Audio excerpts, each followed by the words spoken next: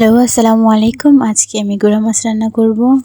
তো আমি প্রায় 1 ঘন্টা আগে থেকেই ফ্রিজ থেকে গুঁড়া মাছ বের করে এটাকে নরমাল করে নিয়েছি। এই গুঁড়া মাছগুলো একেবারেই পরিষ্কার, তো শুধু আমার লেজ এবং পেটের ভিতরে নাড়িভুড়ি পরিষ্কার করতে হয়েছে। আমার গুঁড়া মাছ কুটা শেষ। এখন আমি এটাকে ভালো করে ধুয়ে নিচ্ছি এবং আজকে আমি আলু দিয়ে টমেটো দিয়ে চড়চড়ি করব, এই জন্য আমি আলুটাকে ভালো করে ছুলে নিচ্ছি। আমি শুধু 2টা আলুই নিয়েছি, কারণ আমাদের এত একটা খাওয়া হয় না। এই তরকারি মাঝে মধ্যে আমাদের থেকে যায়। আমি আলুর খোসা ছাড়িয়ে ভালো করে ধুয়ে সেটাকে কুচি কুচি করে নিচ্ছি। এর আগে ময়লাটা ভালো করে পরিষ্কার করে পেঁয়াজটাও কুচিয়ে নিচ্ছি। আমি পেঁয়াজটাকে ভালো মতো ধুয়ে নিলাম এবং সাথে আলুটাকেও ভালো করে ধুয়ে কড়াইটাকে একটু ধুয়ে নিলাম।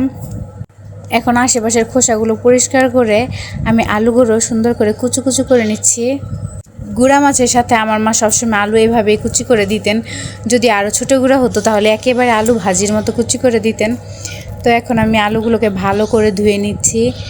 এখন আমার আলু কুচানো শেষ। এখন আমি এখানে দিয়ে দিচ্ছি কাঁচামরিচ, হলুদের গুঁড়া, মরিচের গুঁড়া, টমেটো এবং সামান্য তেল দিয়ে দিচ্ছি। এখন ভালো করে হাত দিয়ে মাখিয়ে নিব। যত ভালো মাখাবো তত এটা মজা হবে। একটু সামান্য পানি, এটাতে এত বেশি পানি লাগে না, পানি দিয়ে আমি ভালো করে কষিয়ে নিয়েছি।